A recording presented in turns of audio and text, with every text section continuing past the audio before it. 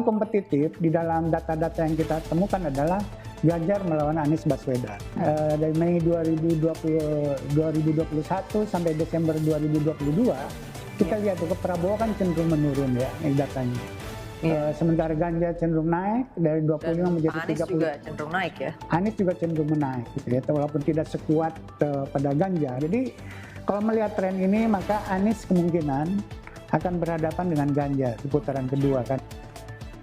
Saya kok jadi melihatnya persoalannya bukan pada nama-nama siapa yang akan potensial menjadi capres gitu ya, tetapi betapa suramnya Pilpres kita nanti 2024 kalau pola kampanye yang dilakukan oleh para pendukung modelnya ya selalu menjelekkan dan menihilkan gitu ya kandidat lain. Saya ingin tambah sedikit ya Mbak Lucia, ini yang disampaikan saya mau garis bawah itu ya, biar supaya iklim kita ini baik ya.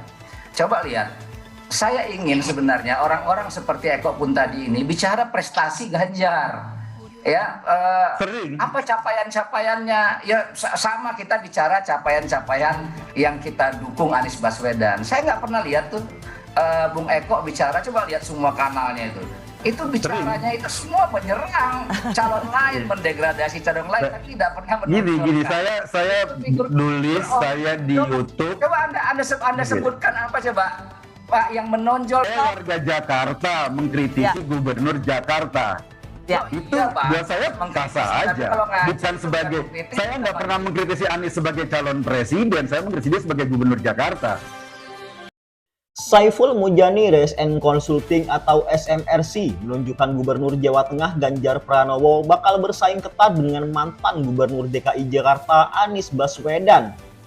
Jika pemilihan presiden atau Pilpres 2024 berlangsung 2 putaran, pendiri SMRC Saiful Mujani mengungkapkan, survei yang berlangsung pada Desember 2022 tersebut menunjukkan elektabilitas keduanya cukup tipis. Menurut Saiful, meski tingkat elektoral Ganjar terlihat lebih besar, namun masih ada responden yang belum menjawab survei tersebut yang tidak diketahui akan memberi dukungan kepada siapa. Namun di sisi lain, Anies memiliki angka yang lebih besar pada tingkat kepopuleran dibandingkan Gubernur Jawa Tengah Ganjar Pranowo. Jajak pendapat mencatat Ganjar memiliki peluang yang lebih besar apabila tingkat kepopulerannya dapat menyimbangi Anies Baswedan. Yang paling kompetitif di dalam data-data yang kita temukan adalah Ganjar melawan Anies Baswedan. Dari Mei 2021 sampai Desember 2022, kita lihat ke Prabowo kan cenderung menurun ya datanya. Sementara Ganjar cenderung naik, Anies juga cenderung menaik gitu ya, walaupun tidak sekuat pada Ganjar. Jadi kalau melihat tren ini maka Anies kemungkinan akan berhadapan dengan Ganjar di putaran kedua kan.